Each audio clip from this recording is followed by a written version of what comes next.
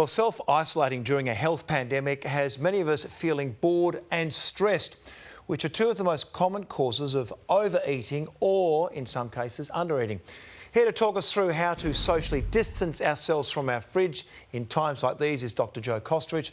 Joe, good afternoon to you. And firstly, why does it affect our appetite so much? Yeah, good afternoon, Tomo. It's interesting and probably fairly recent in human history now that we have a fair bit of food available. Food and our emotions are quite closely linked. We get pleasure from food. It makes us feel good. It can also be comforting, and we know that as children we're rewarded with treats. If you do the right thing, you get something nice to eat. So that ingrains in our psyche this sort of connection between food and pleasure. At the other end, some people have negative attitudes towards food, and as soon as they're stressed, they lose appetite, and that can be fired by stress hormones. So we are all different, but it's certainly in the modern age, there are strong links between our emotions and our food. OK, and we seem to be drawn to it either way. Can it actually increase the stress and the anxiety? Look, it potentially can, and there's two mechanisms. Number one, there has been work that shows if we eat a lot of sugary foods, and there was some work done in Australia last year looking at women between the age of, I think, about 16 and 35, that if they cut down on some of the processed sugary foods and went over to a healthier diet, their mental health and moods improved. So there can be a direct impact from food.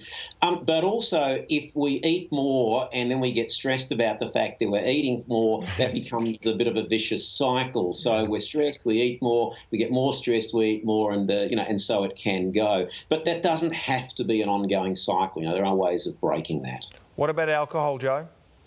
Look, that's a problem as well. And if we are bored, we can also tend to reach for a drink. And look, I think it probably is the case that there's a lot of people out there who are probably having a second or third glass of wine or beer because we're not having to drive anywhere. I mean, one of the reasons that people drink less these days is they're often going out and they want to drive home. So if you are at home and you're not going anywhere, probably that can be a little bit tempting as well. So again, for people who are wine fans, you can get a stopper and extract the air and keep it for another day. Maybe allocate yourself some alcohol-free days. There are solutions to everything, but we do need to apply ourselves a little bit. Okay, and just quickly, your tips. There's some quick tips about staying on track with your diet. Look, some very simple things. First of all, and it's sometimes said checking in with yourself. So if you're hungry, ask yourself, well, am I really hungry or might I be thirsty? And drinking water is a really good way of getting around it. Or am I bored? Sometimes like, well, what am I going to do? Well, I might have something to eat because I've got nothing else to do. Find something else to do. Avoiding temptation, and sometimes that's as simple as when you do go to the shops, don't buy sort of snack foods that are easy to eat when you see them. I mean, it sounds so obvious, Tomo. I'm guilty of all of these. Simplest things that can make the biggest difference. Don't buy the six-pack of ice creams at the supermarket. Don't buy the 12-pack of chips or something like that. So have foods at home that are nutritious. Have a meal schedule.